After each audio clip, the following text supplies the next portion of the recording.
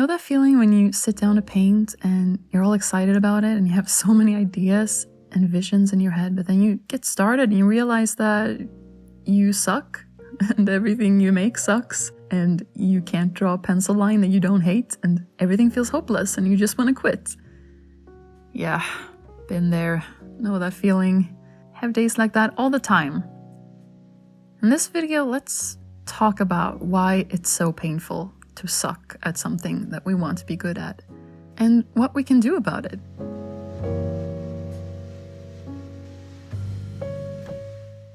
This is one of those more podcasty videos where I'm just gonna talk while I paint, like a paint cast, I suppose. I'm gonna show you the process of painting this watercolor chaffinch, but if you want to, you could also just listen to it while you do something else, like paint, for example. For the longest time, what prevented me from enjoying and improving my art was a feeling of overwhelm. I was overwhelmed by all the other art that I saw online, and I was overwhelmed by all of the knowledge and skills and many hours of practice that go into being a good artist. And I was overwhelmed by my need to improve quickly, to not have to suffer through those early stages where nothing you make is any good and everything feels hopeless. Today, we are exposed to a much bigger world than at any time in history, before internet and social media, before television even. Imagine being an artist in a village or a small town a few centuries ago. Maybe you were the only one in your town who painted and you got a lot of attention for it. And the only other artists you could ever compare yourself to were other local talents. Or maybe the occasional celebrity painter. Compare that to today's world where we need only pull up our Instagram and be instantly bombarded with all of the best art from around the world. Thousands upon thousands of people who are much more talented and successful than we are, all neatly crammed into the same feed for our convenience. Like a never-ending stream of reminders of how far behind we are, right? It's not natural. We're used to it, but it's not natural, the degree of comparisonitis, that I like to call it, that we experience every day as artists today. Even if we do our best to avoid it, even if we really work on ourselves, it's still right there, and it's too easy to have the comparisonitis sneak up on us as we're looking at tutorials or trying to get inspired. When we are this exposed to other people's art, it's easy to get the feeling that everyone is a better artist than we are. And we forget that this is the whole world we're seeing.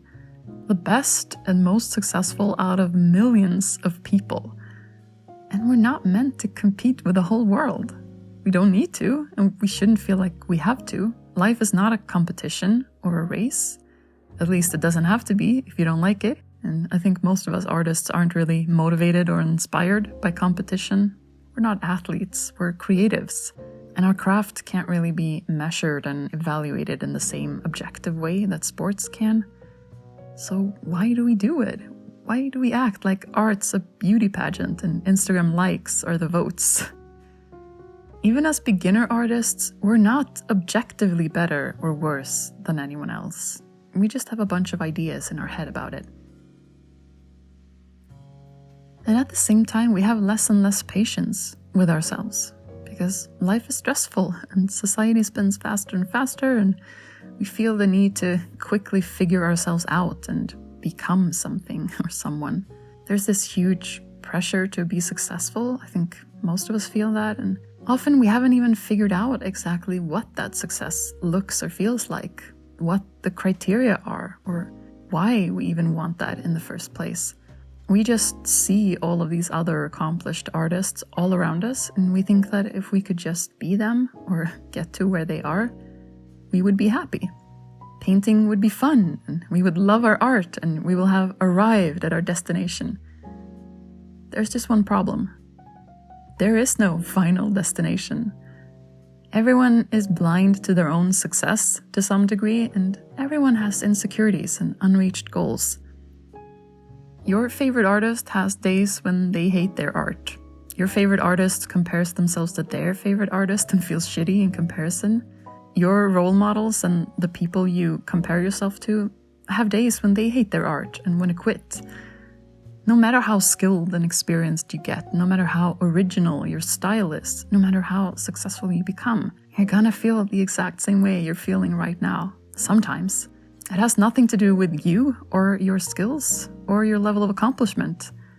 It's not a bug, it's a feature of the artist's life. Being a creative means creating things and often not liking what we create.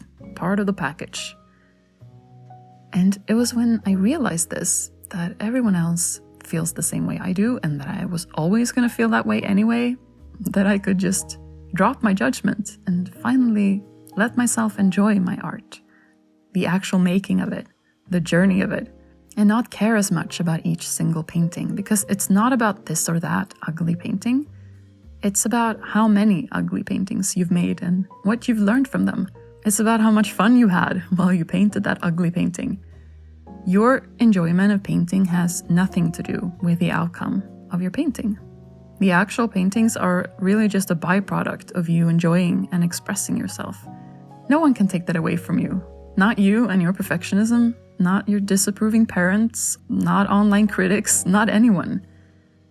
So when you don't want to paint because you're not creating masterpieces yet, what you're doing is just crapping all over your own right to some goddamn joy and playfulness. Your range of acceptable art is too narrow, and your expectations and demands of yourself are too high. When you're a beginner at something, there's often this huge mismatch between your taste and your actual ability. You might love art and have lots of it on your walls, and maybe even be able to critique its technique and all of that. You might have a vision in your head of what you want to create, but you don't yet have the knowledge and the hand-eye coordination, the muscle memory to match that vision.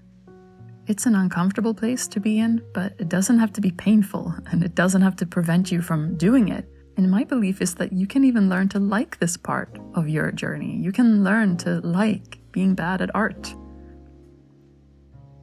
We will never wake up one morning and realize that, I'm great at this. I have nothing left to learn or explore. And thank God for that, because I think it's pretty well established by psychology that we humans thrive on challenge. And as soon as the challenge is gone, we tend to lose interest. It's the striving that keeps us going, having a goal but not actually reaching it. For me, painting is almost like a drug.